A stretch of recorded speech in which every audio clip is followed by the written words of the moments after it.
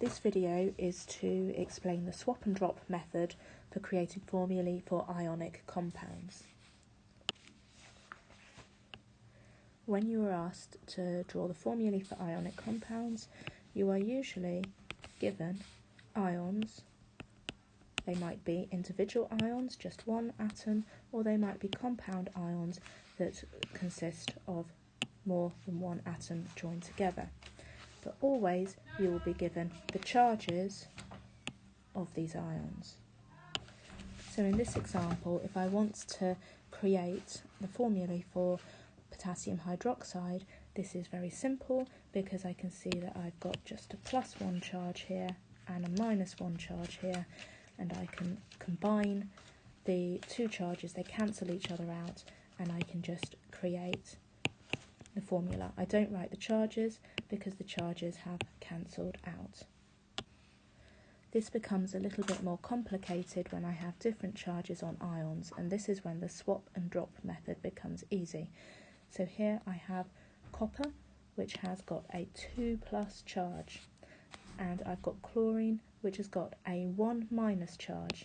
Now we don't actually write the 1, we just write a negative sign, but it is there. And what we can do to do the swap and drop method, we need to identify the numbers in front of the charges. So on the copper, it's just a 2, and on the chlorine, it's just the 1. But we don't really write the 1, so it's really a little bit of an empty box. The important thing to remember when you're doing swap and drop is that the chemical symbols don't actually change. So Cu with capital C lowercase u still stays the same, and the chloride with the capital C lowercase l also stays the same. So those two formulae, they come together. Now what I need to do is I need to move the 2 from the top position of the copper, and I need to move it down to the bottom position of the chloride. I then can move the 1 from the top position of the chlorine down to the bottom position of the copper. And this is when you have swapped, because they've swapped which chemical symbol the number comes after, and you've dropped because they've gone from the position up the top here and they've dropped down to a position at the bottom, and that's where swap and drop comes from. Now what I need to do is I need to write this formula out fully, and this means that I need to recognise that if I've got a 1, that this 1 doesn't actually show. So I basically ignore that 1.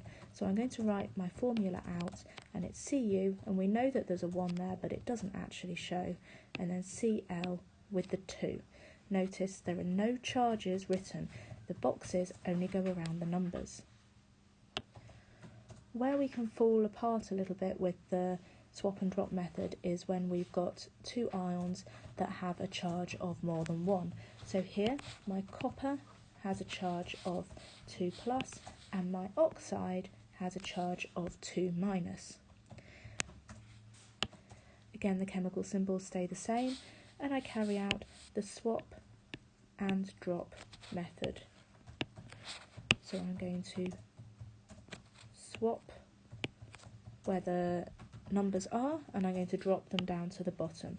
So this leaves me Cu2O2. Where I have Cu2O2, well, I wouldn't normally write a formula like this, and that's because if I've got 2 coppers to 2 oxygens, actually I can cancel down that ratio. This is a 2-to-2 ratio of atoms, and that can be cancelled down to make a 1-to-1 ratio.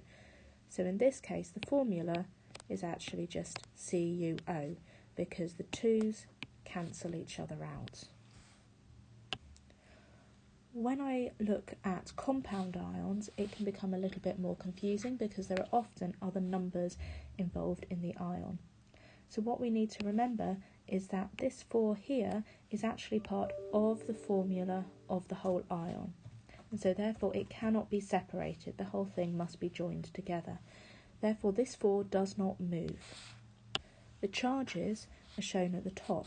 So in this case, potassium has a charge of +1, but again we don't show the 1, and our sulfate group has the charge of -2, and we do show the 2. Remember, the 4 is not involved in this at all.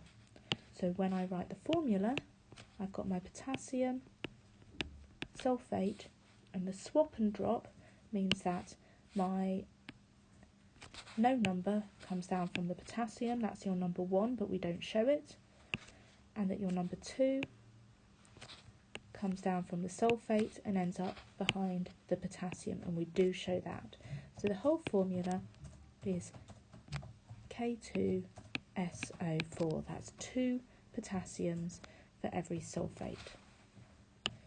Another place where people go wrong is where you've got a compound ion and you need multiples of that compound ion. So in this case, I've got my magnesium hydroxide, so I've got magnesium hydroxide, and employing the swap and drop method, I need to bring my 2 down below my OH. The problem is that I need 2 lots of the entire OH, so I need to put brackets to make sure that I've not just got 2 hydrogens, but I also have 2 oxygens. The brackets are also used when you have a number at the bottom of your compound ion and it can get confusing.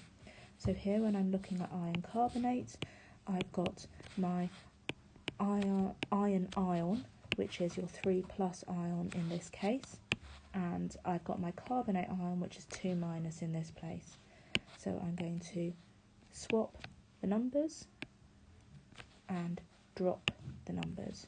So you can see in this case it would clearly become confusing. It would look like I've got a 33 happening after my carbonate, whereas behind the iron ion it's absolutely fine to just have a 2.